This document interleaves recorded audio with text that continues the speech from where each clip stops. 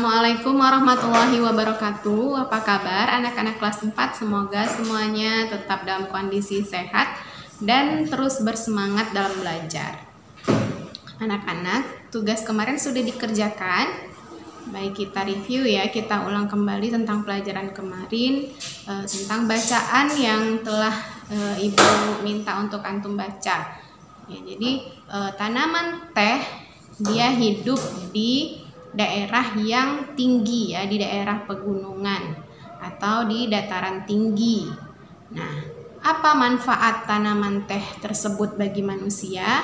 Tentu yang pasti diolah menjadi minuman ya, yang digemari oleh banyak orang, tidak hanya di negara kita tapi juga di seluruh dunia.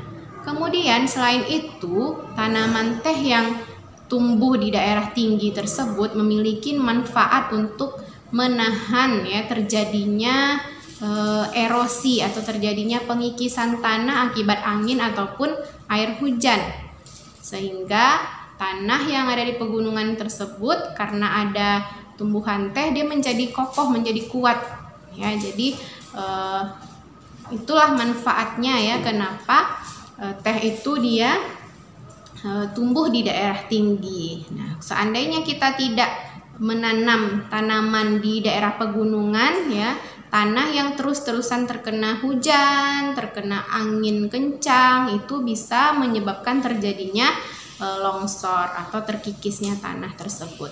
Kemudian di teks kedua ya, kita sudah baca juga tentang si kupi ya, kepiting kecil.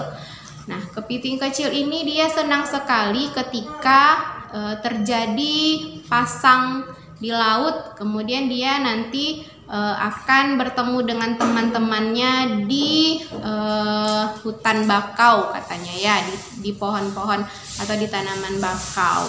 Nah, tanaman bakau ini atau hutan bakau ini juga bermanfaat sekali ya untuk menjaga lingkungan atau menjaga alam. Jika tidak ada tanaman bakau ya, maka itu nanti pinggir pantai itu bisa terjadi namanya abrasi. Abrasi itu pengikisan ya dataran atau pengikisan tanah akibat gelombang ya yang ada di laut. Gelombang yang kuat itu akan menyebabkan terkikisnya bagian daratan dari laut tersebut. Nah, dengan adanya pohon bakau itu akan melindungi ya, tanah tersebut akan dilindungi oleh tanaman bakau. Selain itu, manfaat lain tanaman bakau juga tempat bermainnya hewan-hewan tadi. Ya, ada udang, ada kepiting, ada ikan-ikan. Nah, ketika sudah tidak ada tanaman bakau, ya maka mereka kehilangan tempat bermainnya, kehilangan tempat tinggalnya. Itu ya, seperti yang dialami oleh kupi. Kenapa bisa hilang? Itu karena manusia ya merasa selalu kurang ya dengan tanah. Ya, akhirnya hutan bakau pun ditebang, dijadikan untuk tempat membangun bangunan. Itu ya anak-anak. Jadi semua yang ada di alam kita ini tidak Allah ciptakan sia-sia, tapi masing-masing punya perannya sendiri. Dan jika itu dirusak atau dihilangkan, maka yang akan merasakan akibatnya juga adalah manusia sendiri. Baik, kita lanjut di pembelajaran kedua. Pembelajaran kedua hari ini tentang Pancasila. Anak-anak pastinya sudah hafal ya bunyi dari Pancasila. Ada sila pertama sampai sila kelima. Nah, masing-masing dari Pancasila memiliki simbolnya.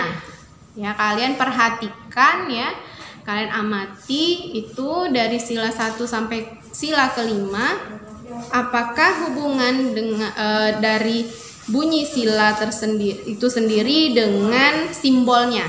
Ya, apakah hubungannya? Apakah ada kaitan antara simbol dengan bunyi dari sila itu sendiri ya? Pasti ya, sebuah simbol itu mewakili suatu kalimat. Nah, anak-anak, untuk pembelajaran kita hari ini kita masih mempelajari tentang makna dari sila pertama. Ya, ada 4 makna dari sila pertama.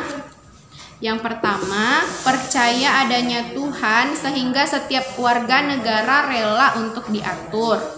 Yang kedua, setiap orang dibebaskan memeluk agama masing-masing, maka setiap orang bertanggung jawab untuk taat dengan aturan agamanya. Yang ketiga, semua yang Tuhan berikan kepada kita harus dijaga. Yang keempat, toleransi antar umat beragama dan sesama umat beragama. Dari keempat makna ini, sebagai tugas atau latihan untuk antum di rumah, carilah masing-masing dari empat makna ini contoh tindakan atau perbuatan sehari-hari yang sesuai dengan makna dari Pancasila, sila yang pertama ini. Berarti ada 4 contoh tindakan ya, ada 4 contoh perbuatan yang mencerminkan dari makna sila pertama. Silahkan dikerjakan. Demikian untuk pembelajaran hari ini. Assalamualaikum warahmatullahi wabarakatuh.